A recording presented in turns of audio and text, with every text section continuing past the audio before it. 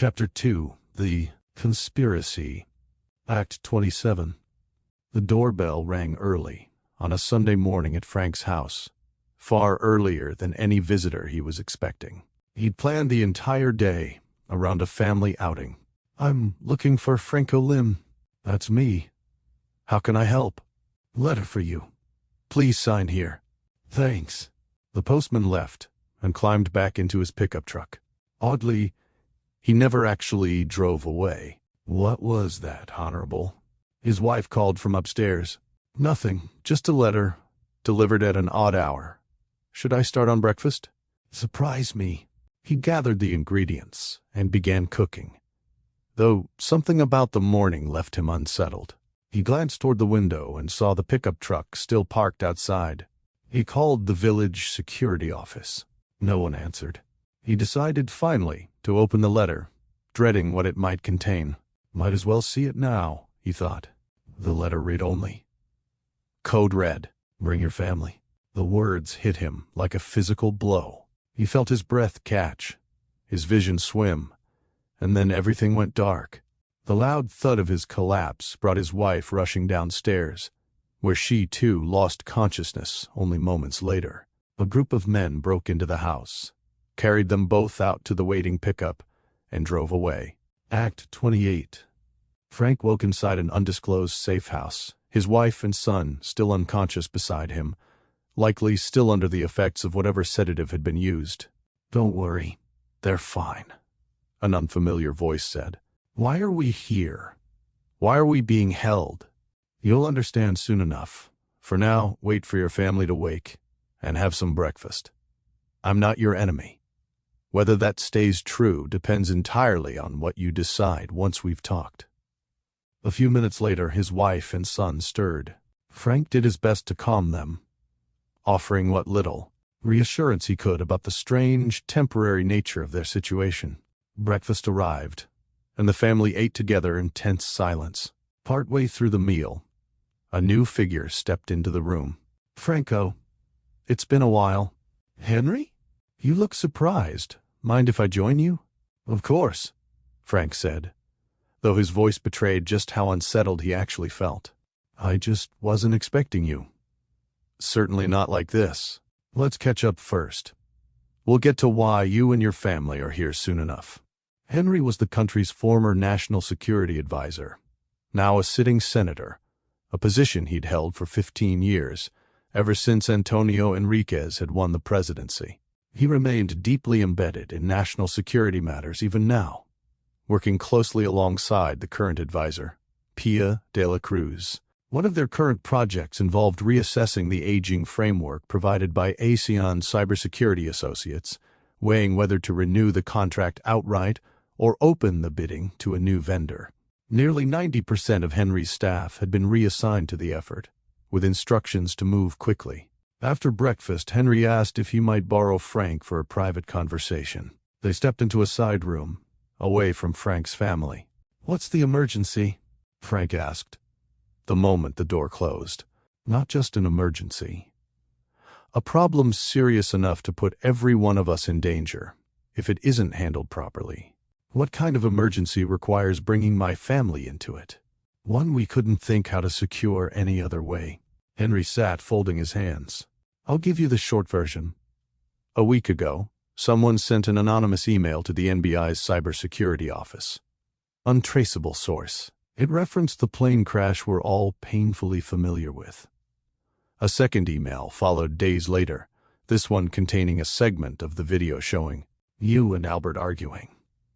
The task we asked of you both. From what our intelligence suggests, they don't yet understand the full picture, but they're already deeply suspicious. Someone is actively feeding them leads on Albert's whereabouts. They've already sent someone to Singapore." "I thought he was in Malaysia," Frank said, his stomach twisting. "So did we. Until 13 years ago, when he slipped past our people entirely and went silent. We can't let anyone reach him before we do. Not if it means risking exposure of what actually happened that day. Too much is at stake. For too many powerful names, including your own company. We're moving to Plan C." "He's my closest friend, Henry. You know that. Which is precisely why we need you. You're the only one he still trusts. And need I remind you, it's partly your fault he's still alive at all. If you'd finished the job the first time, none of us would be sitting here now. Your family's safety isn't in question, Frank. Unless you refuse. Then I'm afraid we may not have any other option left. It was, Frank understood immediately, an assurance he could never bring himself to refuse. Act 29. Frank explained to his family, as gently as he could manage, that their lives were in danger, and that this strange, sudden relocation was for their own protection. They would remain in the safe house until they were certain the threat had passed. He returned briefly to their actual home to collect a few belongings, along with a second phone meant strictly as a backup line of communication. The next day, he went into the office and requested a month of leave. His supervisor, though visibly surprised, couldn't easily deny him. Not after learning Frank needed the time to manage stress at home and at work, and not when Frank remained one of the company's most valuable employees. With contract renewal negotiations already underway, no one wanted to risk losing him permanently. His final task before leaving was arranging a flight to Singapore. He was handed a full dossier on Albert's current whereabouts and precise instructions for what needed to happen once he arrived. All that remained was convincing himself he was actually capable of killing a man he'd once called family. Act 30. He arrived at the airport in the early morning hours, nearly at the train platform, when someone caught his arm from behind. I'll be watching your every move until this is finished. Be careful, or you both die. Understood, Frank murmured. Here's your phone. I'll let you know where you can meet him for lunch tomorrow. Stay alert. Get to your hotel, rest, and don't try anything clever. Frank went straight to his hotel room and lay on the bed for hours, turning over exactly how his life had arrived at this particular, impossible juncture.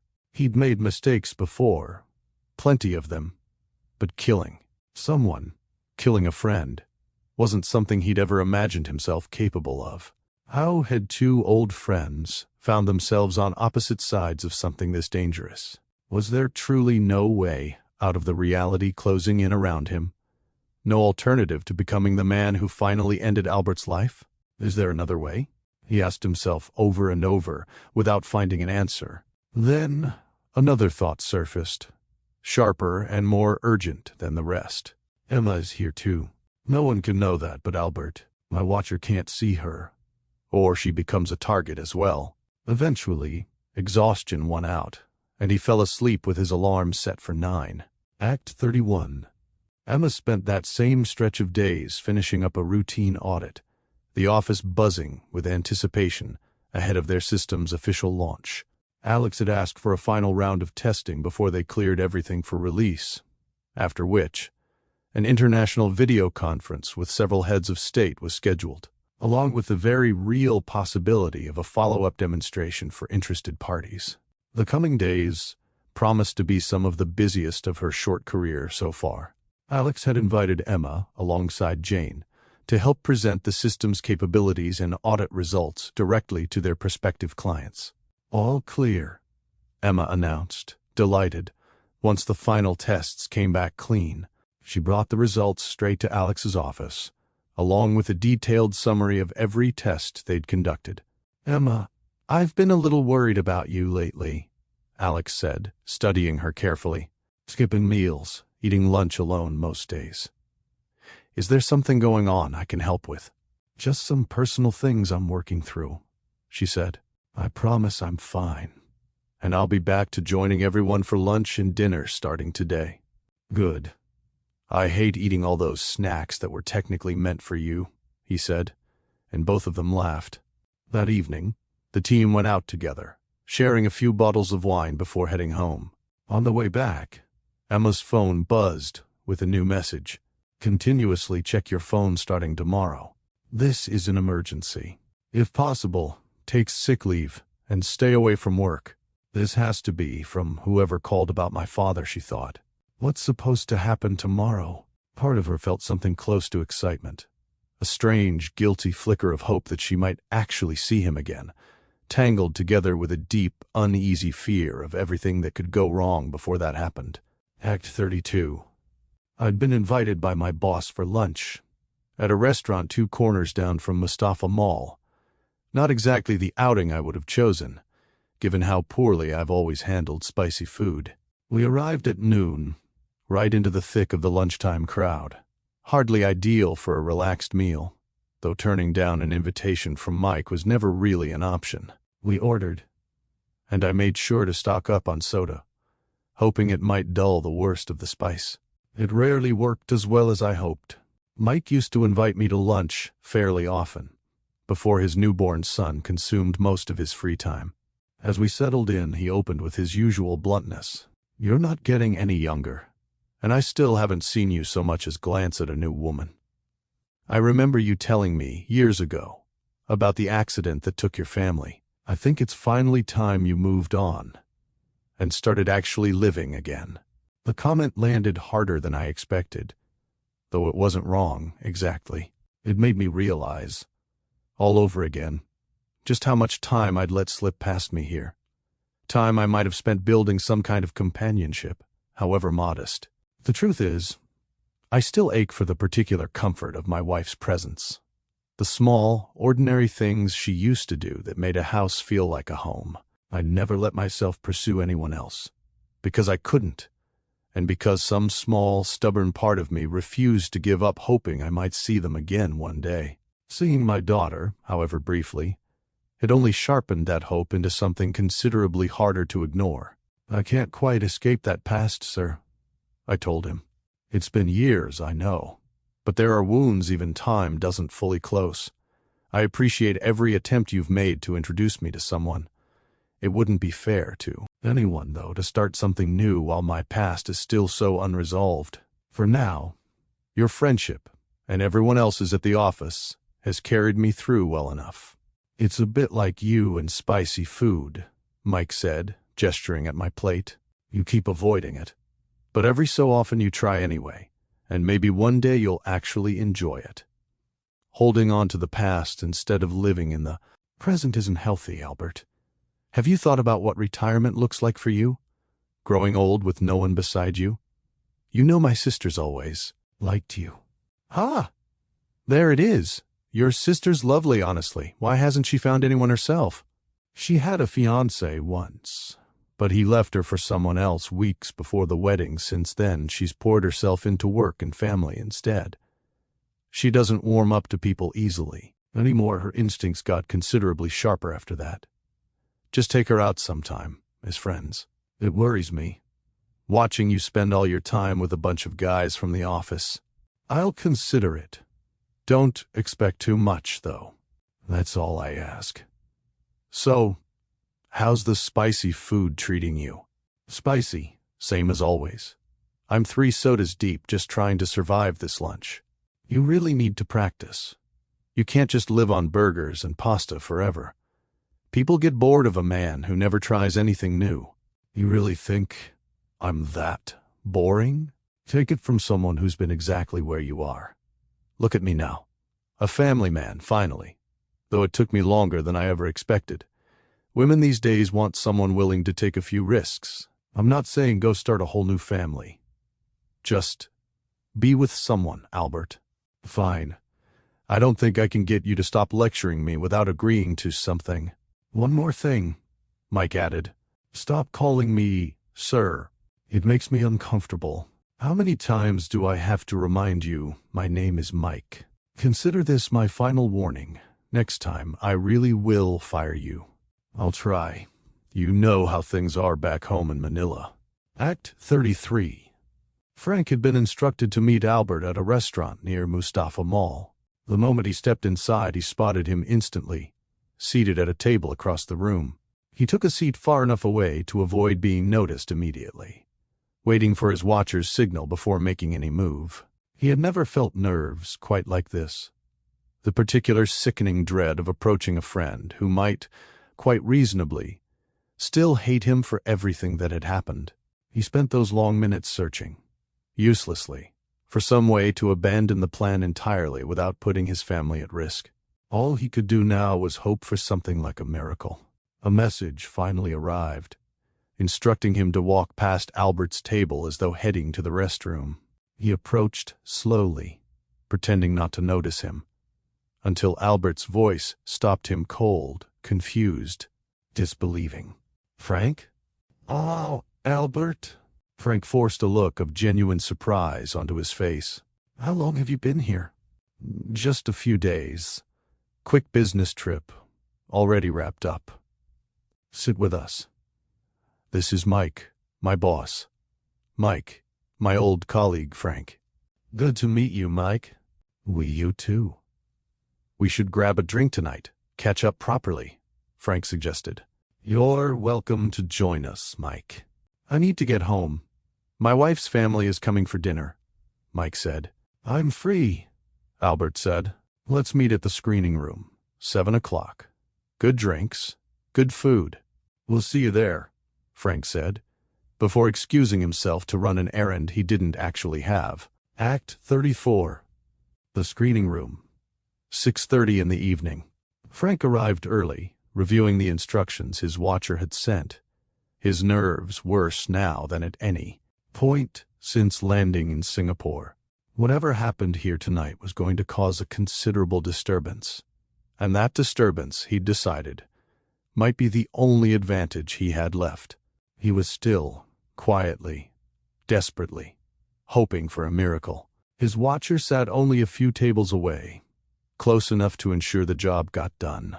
"How do I get out of this?" he asked himself, one final time. Albert arrived a few minutes later. They ordered snacks, then drinks, and Albert opened with the question Frank had been dreading most. "How's my family?" "Albert, Leah passed away 2 years after you disappeared. She never accepted losing you. We all tried to help her through it. Nothing worked." Albert's expression hardened, grief and fury colliding at once. "Don't you feel any guilt, Frank? Faking my death in front of my own family, watching my wife die from the weight of that lie? I could kill you right now for what you dragged me into. I thought we were friends. Friends don't do this to each other." "I didn't have a choice," Frank said quietly, the words costing him more than Albert could possibly know. "They ordered me to arrange everything. I tried, Albert. I genuinely tried to convince our boss to leave you out of it entirely. My own family was on the line if I refused. Making you disappear was the only alternative left. I've regretted saying yes to any of it every single day since. I told myself for years that watching over your daughter was enough to settle the debt, that it could somehow make up for everything you lost, everything you missed. It never was. It never could be. I can't give you back 15 years, Albert. I wish, more than you'll ever know, that I could." Frank made his decision in that instant. He slid his phone across the table, using his eyes to direct Albert's attention to the screen. "Our lives, and our families' lives, are in danger. Whatever happens here, take care of our family. Run the moment I drink my wine." Without a second's hesitation, Frank drank. He collapsed to the floor. At the exact same moment, Albert's glass shattered, the unmistakable sound of a bullet tearing through glass an inch from his face. He turned and saw, closing in fast from his far left, a man he had never seen before in his life. Act 35. Christine and Reyes waited in a rented room 3 blocks from the screening room, monitoring the situation as closely as their limited resources allowed, aware that whatever happened that evening could either crack the case wide open or bury it entirely. "He's been sitting there for 20 minutes, Reyes murmured, watching a grainy feed relayed from a camera concealed near the restaurant's entrance. "No sign of Albert yet." "Frank's terrified," Christine said. "Look at his hands. He hasn't touched his drink. Can you blame him? He's about to sit across from a man he helped disappear, with someone standing by to make sure he finishes the job properly." Reyes exhaled slowly. "I don't like this. We have no way to intervene if something goes wrong in there. We weren't invited into this operation, Reyes. Whoever's running Frank clearly has resources we don't fully understand yet. All we can do is watch, and be ready to move the second we have an opening." They fell into tense silence, watching the feed together, neither willing to voice the fear both of them carried, that they might be about to witness, helplessly, the very murder they were trying to prevent. Act 36. Emma barely slept that night, replaying the strange text message over and over, turning possibilities over in her mind until each one blurred into the next. If tomorrow really did involve her father, if he truly was alive, somewhere in this city, she didn't know whether she was more afraid of seeing him or of never getting the chance to. Jane found her still awake near midnight, curled up on the living room couch with her phone clutched tightly in one hand. "You should try to sleep," Jane said gently, settling down beside her. "I keep thinking about that message. This is an emergency. What if something happens tomorrow, and I'm not ready for it? Then we'll handle it together, whatever it turns out to be," Jane said. "You don't have to carry this alone, Em. Whatever tomorrow brings, I'm right here." Emma managed a small, grateful smile, leaning her head against her friend's shoulder. "I don't know what I'd do without you in this city.